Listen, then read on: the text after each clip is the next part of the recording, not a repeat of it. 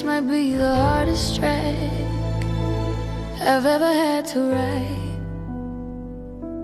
but I need to write it.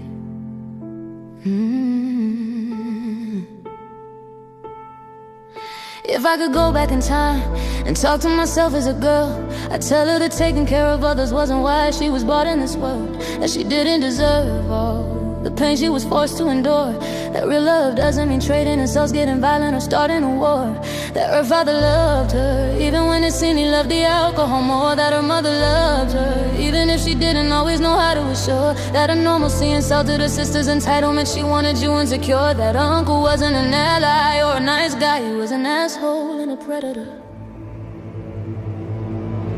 I tell her that being torn down and humiliated wasn't a sign of affection, that she deserved to be built up, nurtured, and taught to love her reflection, that she deserved to be seen, to be heard, and to feel like she was protected, that she was brilliant, gifted, important, and deserved her parents' investment. But they were both broken people with fucking issues, and they couldn't help it. They're exhausted, beaten down, and for you they're still living, but only to exist. Two boomer stoners married in their early 20s and a physically disabled kid. This may be the world you were born into, but stop punishing yourself for this shit. Mom, I'm so glad I became a mother before you left. There were so many things I would have held to regret.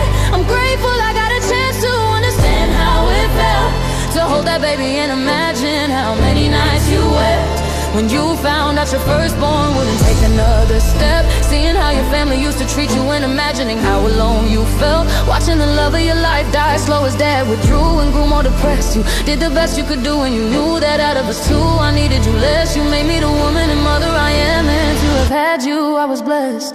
Dad, you were my rock in a household that was always divided.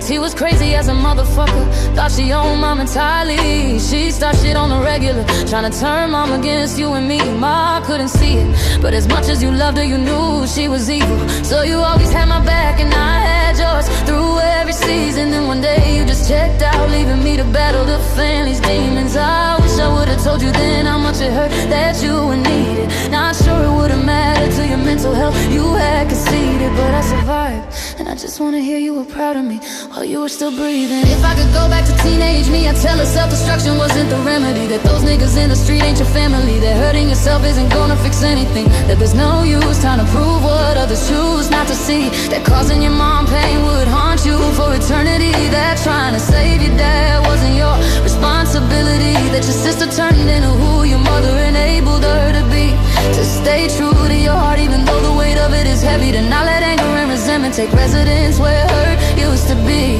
that it's not fucking rude to remind certain people you don't owe them anything, that after the blood, the booze, and the dudes you'll still feel fucking empty, that having love for yourself, that's the missing puzzle piece, that being played with like a doll and put back on the shelf, that's love selfishly. And although you didn't get any help, asking for help doesn't make you weak. And even though you didn't feel protected, let go of your need for control, it's anxiety. And finally, although you felt alone for so long, you were not meant to be lonely. As I sip on this champagne and reflect on how far I came, from the days where I felt I needed to earn my name, to the times I had run away, to the day I stood up and looked my trauma in the face. I became grace as the grace I was given. I took my story and gained an understanding as to how it was written. I became the writer, the generational curse survivor, the one who turned decades of pain into art while embodying the fire. I own the responsibility, rewriter of the narrative, providing my daughters with a new sense of normalcy.